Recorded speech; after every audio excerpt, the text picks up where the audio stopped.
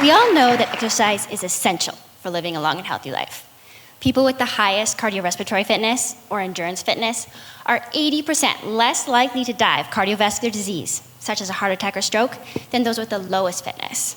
And given that cardiovascular disease is the #1 cause of death in Canada and worldwide, this puts a lot of pressure on us to make it to spin class. But what if I told you a majority of those health benefits could be achieved just by going to the spa? So in the 80s, researchers in Finland began tracking over 2,000 middle-aged men over the span of 25 years. And they found that the more the men used the sauna, the less likely they were to die. And the findings were the most striking for the least fit individuals, who were half as likely to die of cardiovascular disease if they used the sauna 4 times per week, compared to once per week. All right, spin class, still a good idea for those of us who can. But these findings are very promising for those who cannot. For example, people with lung disease are often so limited by their inability to breathe that they can struggle to walk across their apartments, or sometimes even brush their teeth. So they are unable to achieve minimal recommended amounts of exercise, and they often die of cardiovascular disease. Now, I'm interested in practical and accessible ways of improving people's health. So while a sauna for all 3 million Canadians living with lung disease would be wonderful, obviously it isn't realistic. Enter footbaths.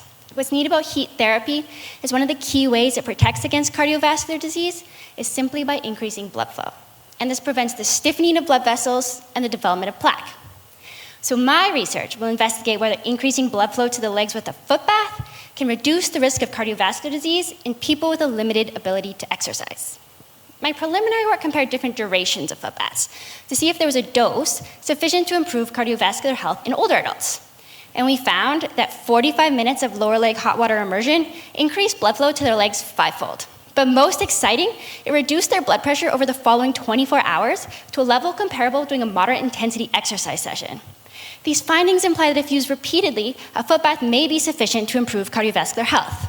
To test this, we are sending people with chronic lung disease home with a foot bath to use over a prolonged period of time to see if it will improve some of these risk factors for cardiovascular disease, such as high blood pressure and blood vessel stiffening.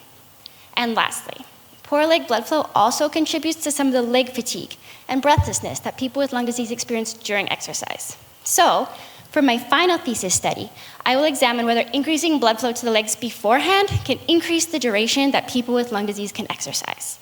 In this way, not only will we be using heat therapy as a replacement for exercise, but also as a way of improving exercise tolerance and adding these health benefits together. So next time you don't make it out for a run, don't sweat it. Or maybe do, but in a hot bath instead.